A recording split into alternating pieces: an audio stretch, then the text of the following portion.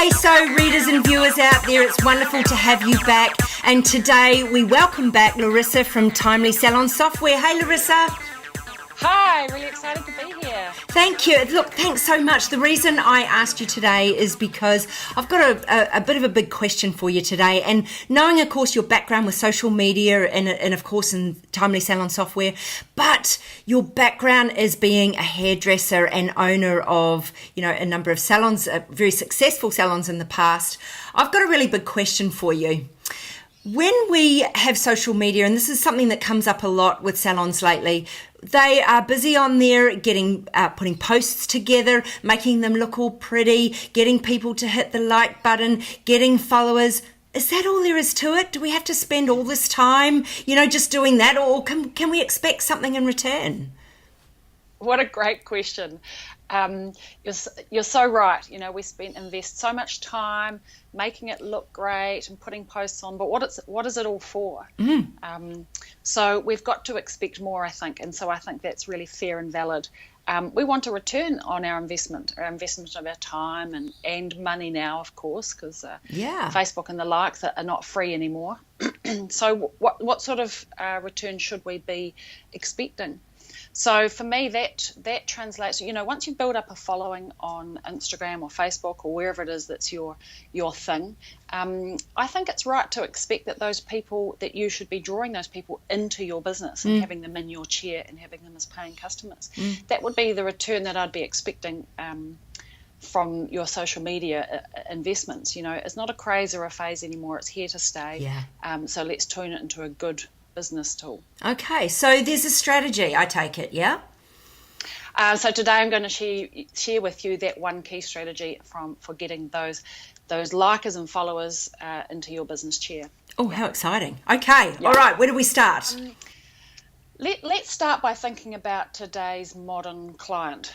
Let's think about what her needs are, because it's not about us. It's about what if we can fit her needs, then we're more likely to gain more clients. So let's think about the busy woman. She's trying to build a career of her own, and she's probably got children. Life is busy. And our schedules, because we can carry them in our back pocket, are busier than ever. So let's think about what her behaviours are. By the time that she sits down after putting the kids to bed and cooking the meal after a full day at work, and she flops down onto the couch, it's well after 8 o'clock.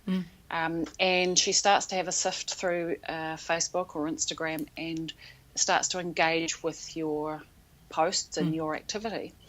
Now, at 8 o'clock at night, you're probably finished your late night and well at home yourself and put your own feet up with a glass of wine. You're not there for her when she needs you and when she's thinking of you and engaging with your brand. And even if it is on the bus on the way to work, or she is at work and she's engaging with your brand, it's not always appropriate to pick up the phone right that moment and call. So how can we provide her that convenience moment at that very time that she thinks, actually, I need my hair done, or I've been following these people for a while now. I know and I like what they're doing and I'm starting to trust them. I'm going to give them a go. Where are you at that very moment? So that one key strategy is making sure that you're drawing her out of her social media or your social media space and into your business. Now, because she's online and she's on a phone, that's got to be your website or your online booking link. So she can book with you immediately at that moment that she thinks about it. There's a lot of fear around that, isn't it? And I know myself as a salon owner, it's like, are we giving control away to our client? And I know we have talked about this before in a previous interview, and we'll be able to direct listeners to that as well if they want more. But I still just want to ask you right there, are we giving our control away? Is this something we really have to do? This is where we're at now. People are booking their travel online, they're booking restaurants online, we're buying clothes online, we're doing online shopping, we don't go to the supermarket anymore for the weekly shop. We expect to be able to engage with the businesses that we interact with online. So where are we? We need to be there. So I think it's a fair question to ask, how do we overcome that fear? Because we have to, otherwise we're going to get left behind. So I think the first thing to remember is that online booking doesn't allow people to look into your appointment book. Right. They're just presented with the appointments that you have available. Now, because our schedules are increasingly busy and we have them in our back pocket as our mobile phone, we need customers need to be able to have that flexibility and the convenience of managing their own time and feeling like they're in control of it. So if she's available at 2:00 tomorrow, she wants to know if you're available at 2:00 tomorrow, and she doesn't want to wait for to call you tomorrow. She'll forget. Yes. If she sends an email and then you say, "Oh, we don't have 2:00, but we can do 2:30," and then she says, "Oh, I can't do 2:30. I've got to pick up the kids at 3." And before you know it, there's been 7 backwards and forwards. And it's all crazy, hey? Yeah. It's taken a couple of days, and you've lost the client. She's moved on to somebody else. She needs to know right now. This is the time that you're top of mind. So if she can see you've got 2:00, I've got 2:00, or you don't have 2:00, but you've got the time that I can do later in the week. She can book the appointment within 3 clicks. It takes literally three clicks, and she's done, and she can move on with her life. And meanwhile, you've got your feet up, having a glass of wine, and secured a client without actually having to be at work. Nice. You've got to love Everybody that. wins. Yeah. Everybody wins. Absolutely. So how are you saying we relate that to our social media? Okay, so it's that link that we need to get into all of your social media posts.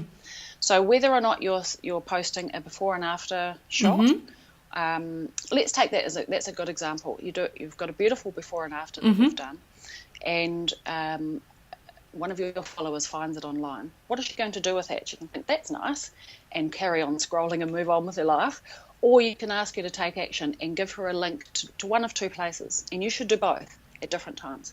The first one is have a page on your website that has all of your before and afters. The transition needs to be get her from social media to your website to the online booking to your chair. That's the path that you want to take her on. Yes. So get her to see your other work, to know, like and trust. Yeah. Learn a little bit about your team, and then make sure you've got an online booking link right then and there so she can book the appointment directly at the moment that she's thinking about it. Don't make her wait. Yeah, sure. The other one is put the online booking link directly into your Facebook post so she can take action. Brilliant. Because some people will be still building, getting to know your brand and learning whether they like and trust you. But once they've liked and trust you, they actually want to see that link and be able to take action now. I want to book this appointment right now.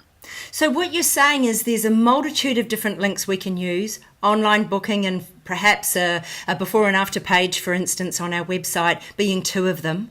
But there's all different ways that we can do that. But it's about getting them to that next step, which is our website, which is like inviting them into our online business, yeah? That's right. So they can learn to know, like, and trust you, and then be able to take action. So those are the links that you want to be posting, and you want to be posting that on everything. So I've created a checklist for you because there's 8 key places that you need to be putting your links on. So that's 8 your key web places. address. Okay. Yep. And so you can download that and make sure you're putting your links on everything. So put your online booking links in your posts. You can do some ads. In Instagram, you only have one chance in Instagram, so it's really important that you think about where you're sending people. And your email signatures. So you really need to have a good think about that and making sure you're putting it everywhere. And that's how you'll get your online followers into your chair. Sounds brilliant. So this is all just part of that online marketing strategy. Everyone's got that for free from Larissa at Timely today, which is absolutely wonderful. Thank you so much. Look, these guys at Timely, everybody, are as passionate as we are about helping you guys grow your salon business, which is awesome. So the link is below this video. Please make sure you go and download it because you'll be able to go away right now and get started. Am I right, Larissa? Absolutely. And look, I'd love to hear how you get on and see some of your links. So keep in touch and let me know what you do. Yeah, absolutely. That'd be great. Larissa, thank you so much. It's just absolutely wonderful what you're doing for the industry. Thank you. Thank you for having me. Take care. Real. So honest. So real. So real. So